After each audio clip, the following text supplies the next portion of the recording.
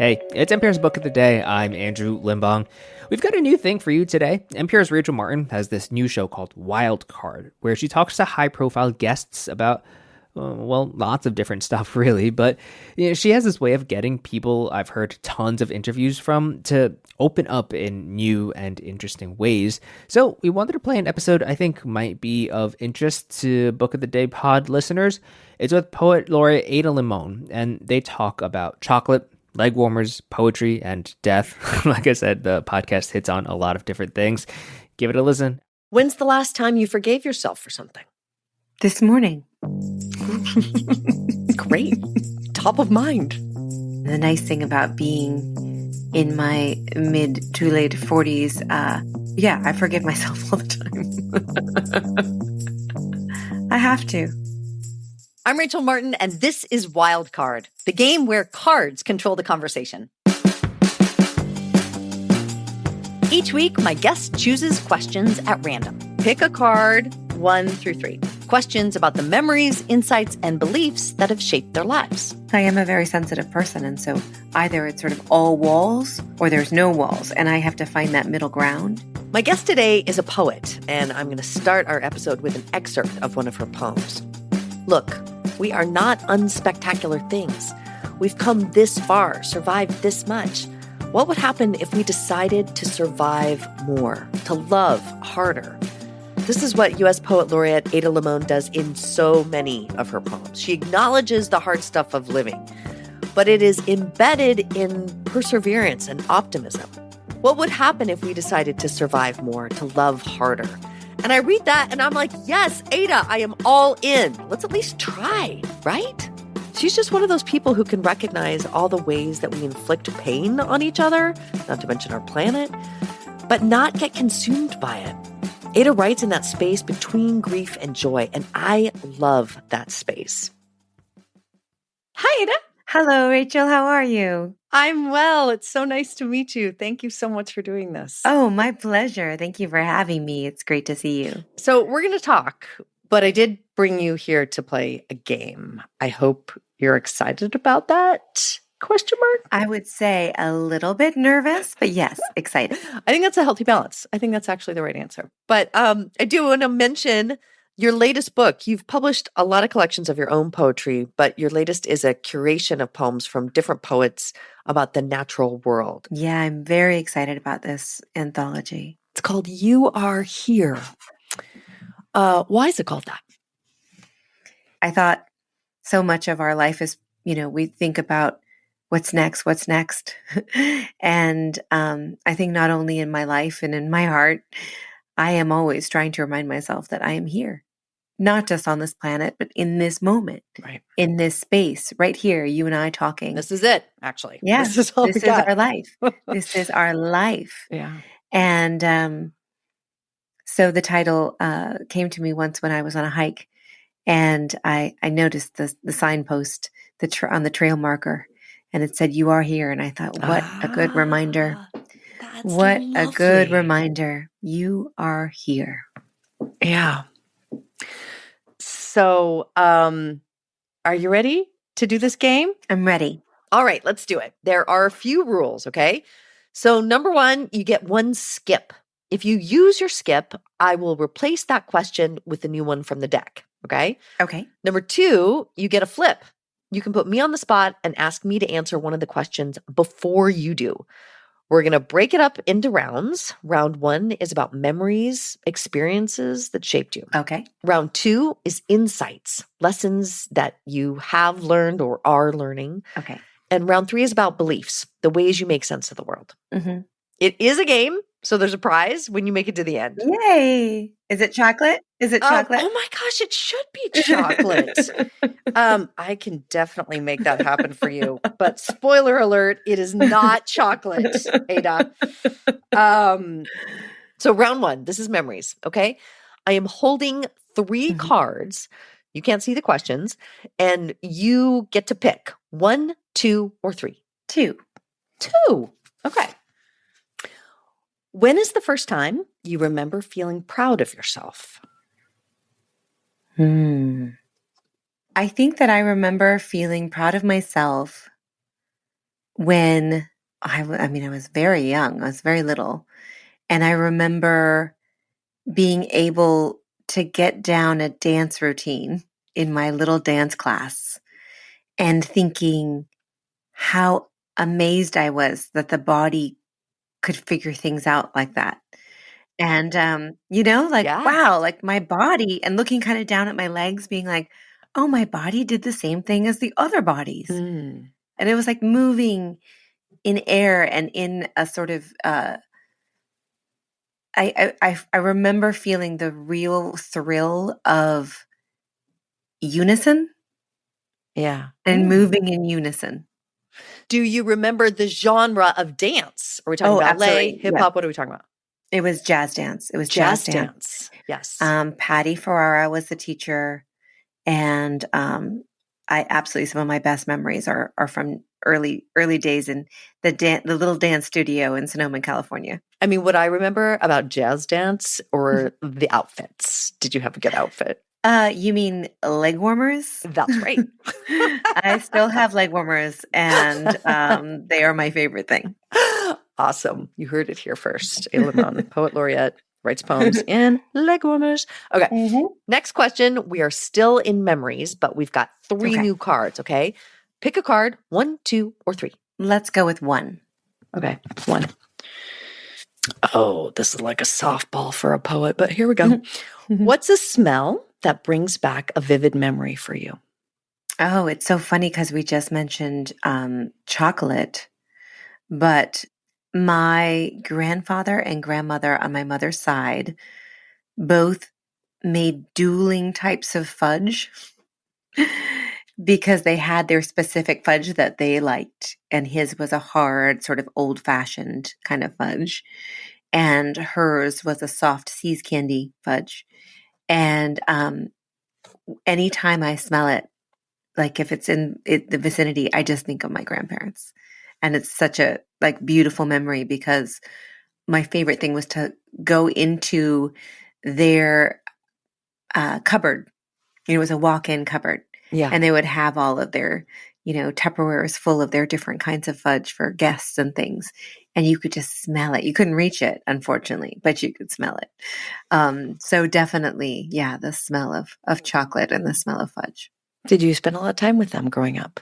I did, yes. And my grandmother just died this August, and she's been on my mind a lot. So I think that she's with me in my heart. Was she a lover of poetry? She did like poetry, although she was very confused that not all my poems rhymed.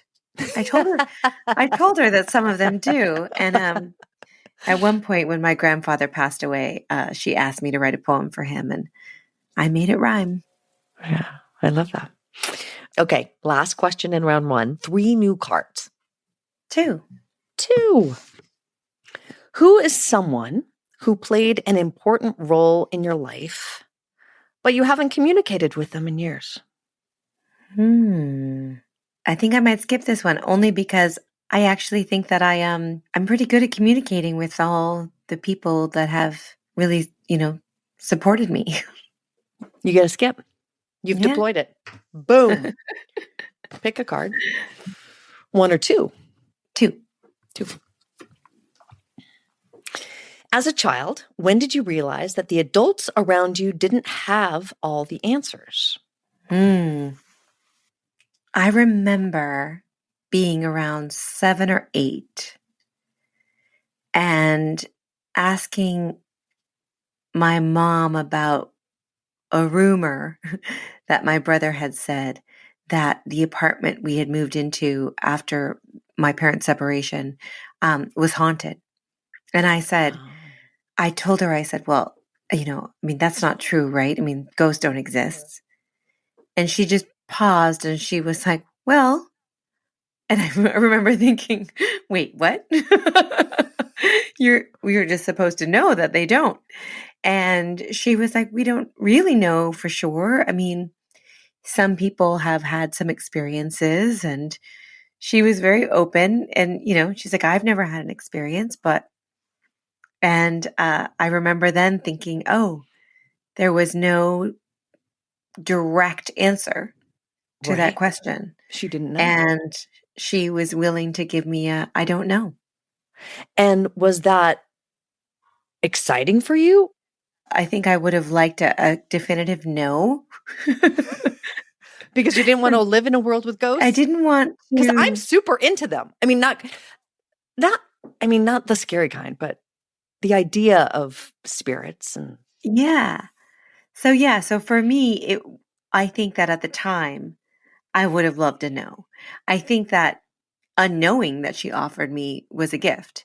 And I think that's opened a lot of different worlds and experiences to me and allowed me to just say that I don't know. And even in that apartment, that space, there are people that still talk about things that they've seen there. Okay. So that was my next question. Was the apartment actually haunted? Was there any, evidence is too strong a word, but other people saw things or felt things? Other people saw things. I had an experience as a child. Nothing, but it wasn't nothing too scary. Just, seeing things and, it seemed like a benevolent entity. What did you see?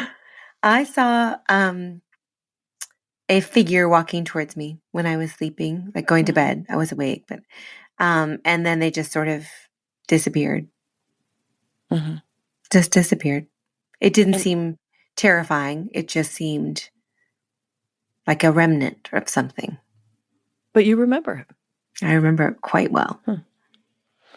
Do you think that people transition that way when someone dies? Maybe. I think that it feels more like the world has a memory.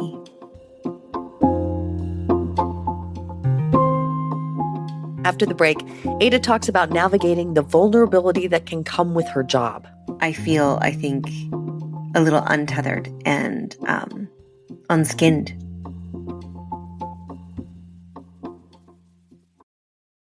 This message comes from NPR sponsor Disney, presenting Young Woman and the Sea. This incredible true story from producer Jerry Bruckheimer stars Daisy Ridley as Trudy Etterly, who risked everything when she decided to swim the English Channel. The movie is now playing in select theaters. This message comes from NPR sponsor Noom. Noom's first ever cookbook, The Noom Kitchen, helps you build new habits for a healthier lifestyle. Check out The Noom Kitchen for 100 healthy and delicious recipes to promote better living. Available to buy now wherever books are sold.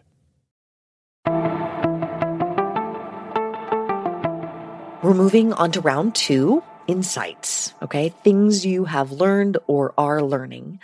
Pick a card, 1, 2, or 3. 1. 1. When do you feel most like an outsider?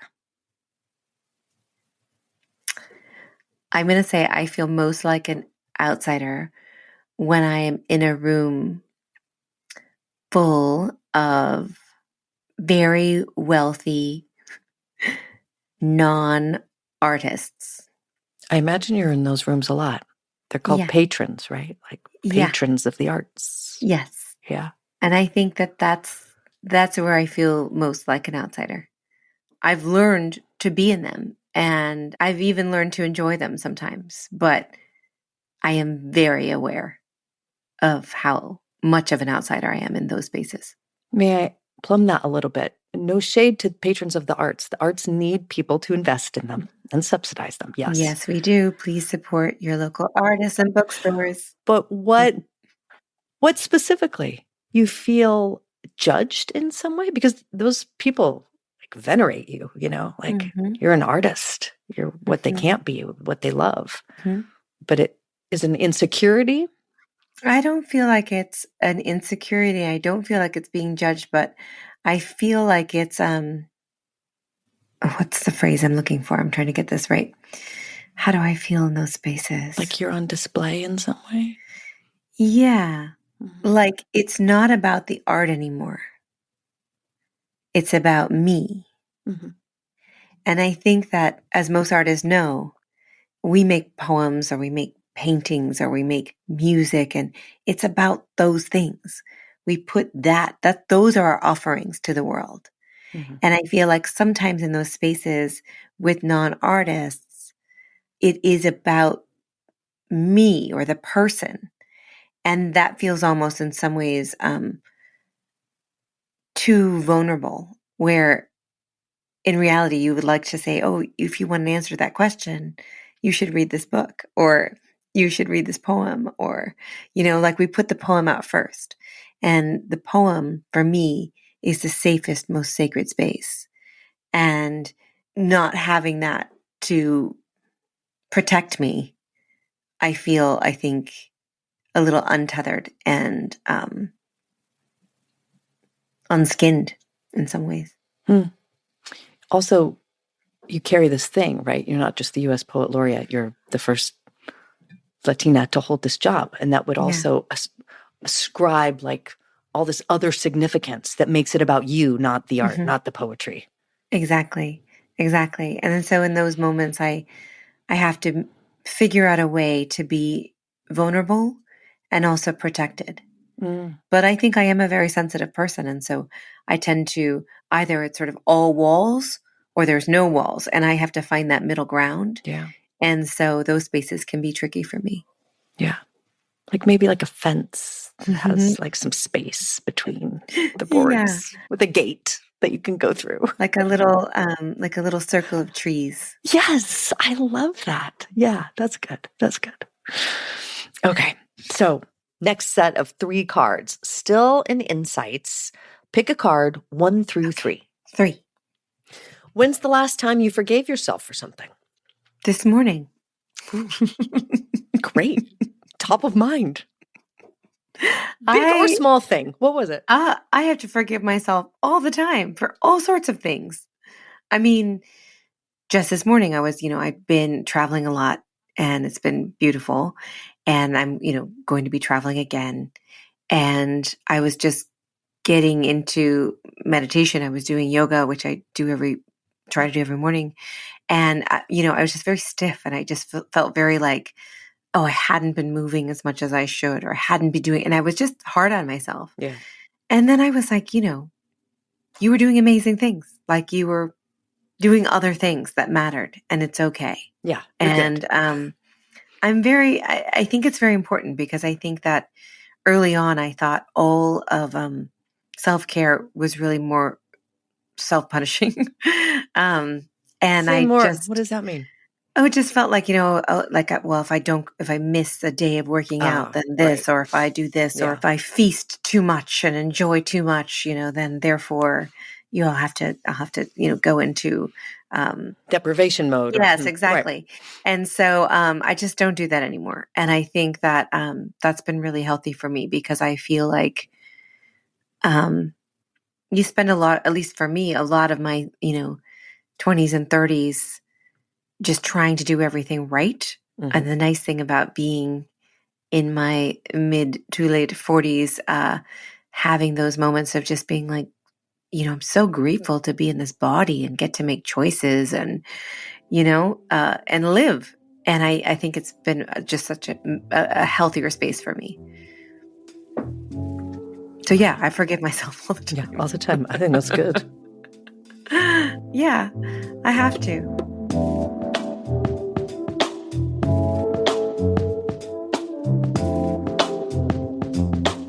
After the break, the beliefs round. Do you think there's more to reality than we can see or feel? 100,000 million %.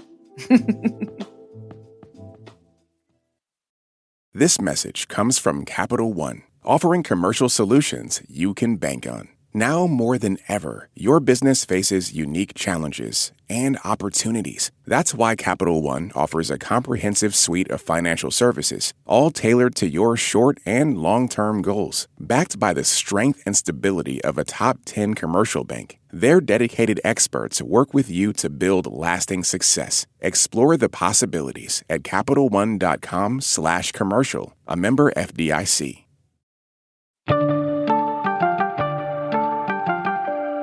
Okay, moving on to round 3. This is beliefs. These are questions about the ways that you make sense of the world. First set of 3 cards, 1, 2, or 3. 3. Oh, have you ever had a premonition about something that came true? I feel like I have, and I'm trying to think of, there's many times where I've I'm a big dreamer. Mm. And my dream world Like is literally so, and figuratively. yes, You mean like literally. sleeping dreams. Yeah. And so I think that those moments can be slippery for me, whether they were premonitions or if they were dreams. But I feel like there's a few times. One of them has been, I think that I knew that we weren't going to be able to conceive a child before we decided to give up on fertility treatments. I think I knew that. Wow. And I think it actually helped me to make some decisions to not move forward with any more of the treatments. And so I think I just knew. And it was also very helpful to me because it felt like, as much as I just praised mystery and the unknowing, it felt like my body knew something. And it was able to offer me another option and another future that I wasn't quite ready to do yet and to surrender to yet. Then when I was able to do it and listen to that premonition, it felt like a gift. And it felt like, okay, now what else is possible? Yeah. You know? Because I think as women in our culture, the only possibility oftentimes offered to us is motherhood. That's right. And I felt very bound by that. And letting that go was really freeing. And I love my life. And I love being child-free. And I think that premonition offered that before I even knew it. Did you have a specific dream? Or it was just a knowing in your bones? I was floating in the Chesapeake Bay, and I just had this moment of feeling, what if my body was only my body? And it felt really powerful. What if it didn't belong to anyone else? Woo! And it was just mine. We never talk about it that way. I never felt it that way. All I wanted was to carry something in me, a baby, a child. And then it was so freeing. And I got out of the ocean. I remember thinking, that was beautiful. Like, what if I'm enough? What if just my body? What if these boundaries and these borders of my skin touching the water was enough? We don't say that. Women don't say that out loud. People don't say that. Sorry, I wasn't weepy.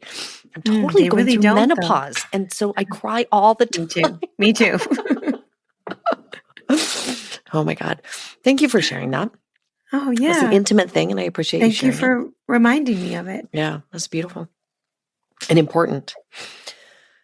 Whew. Okay. Final round, Ada. Okay. 3 more cards. 1, 2, 3. Pick a card, 1 through 3. 2. 2. Do you think there's more to reality than we can see or feel?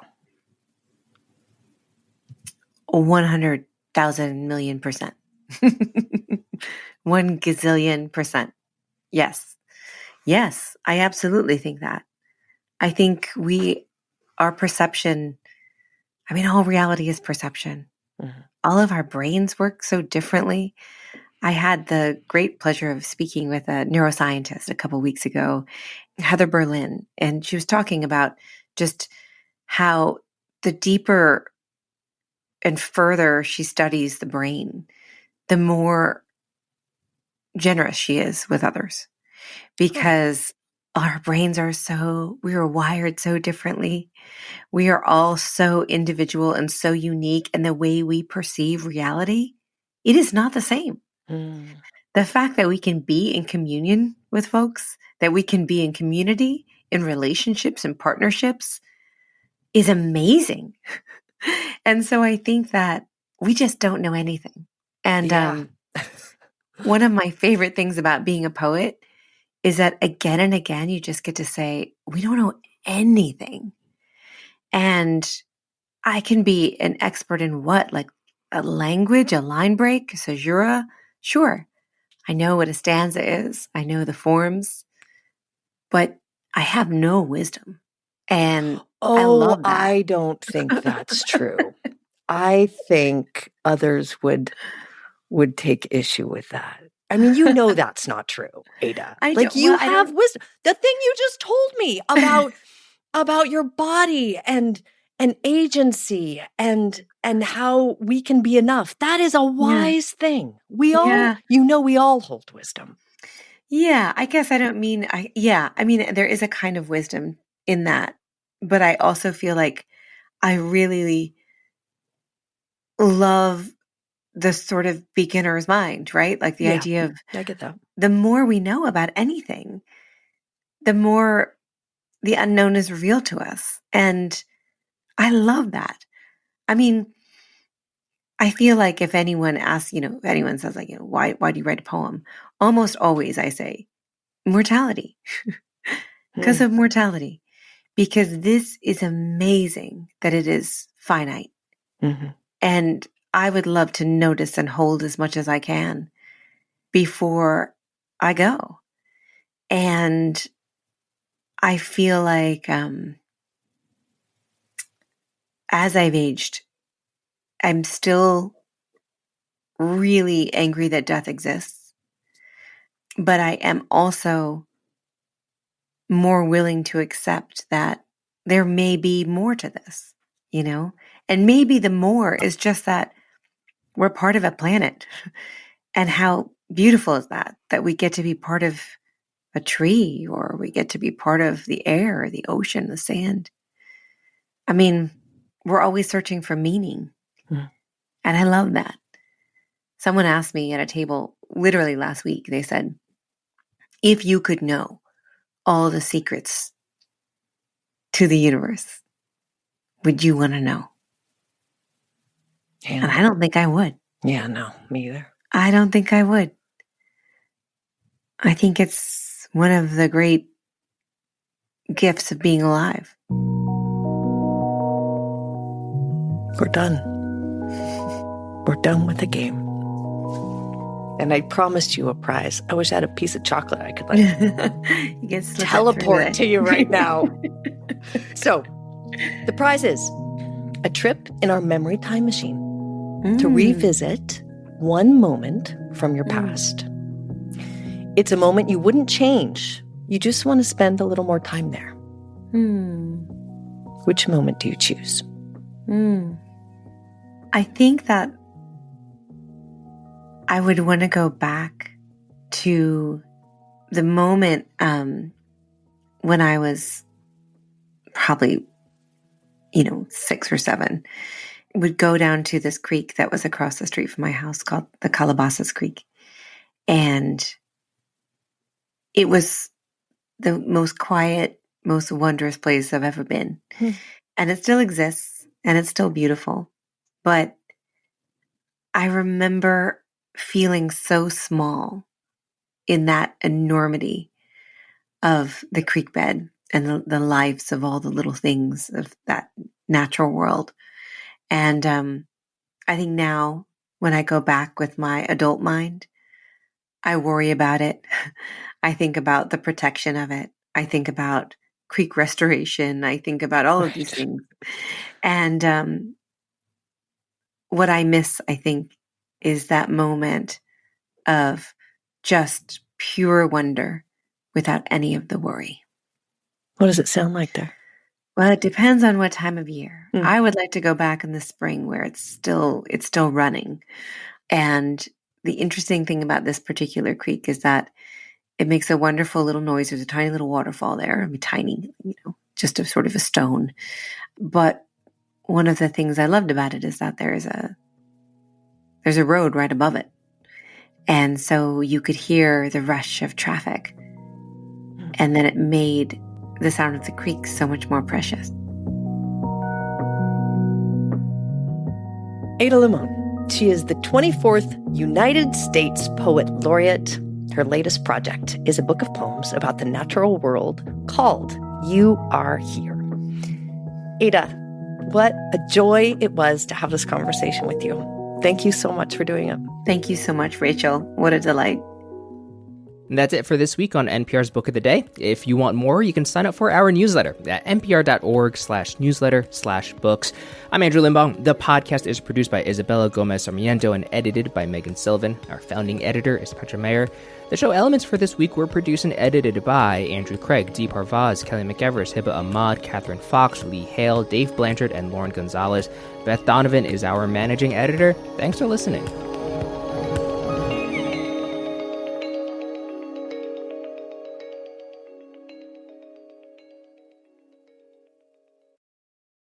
On this week's episode of Wild Card, comedian Bowen Yang says you don't have to feel bad for falling short on mindfulness. I get in my own way by, over-privileging the present. That's so interesting because everyone wants to be in the present. I feel like being present is overrated. I'm Rachel Martin. Join us for NPR's Wild Card podcast, the game where cards control the conversation.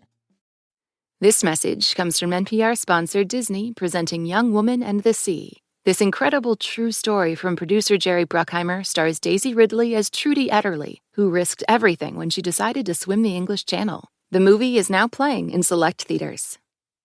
This message comes from NPR sponsor Mint Mobile. From the gas pump to the grocery store, inflation is everywhere. So Mint Mobile is offering premium wireless starting at just $15 a month. To get your new phone plan for just $15, go to mintmobile.com/switch.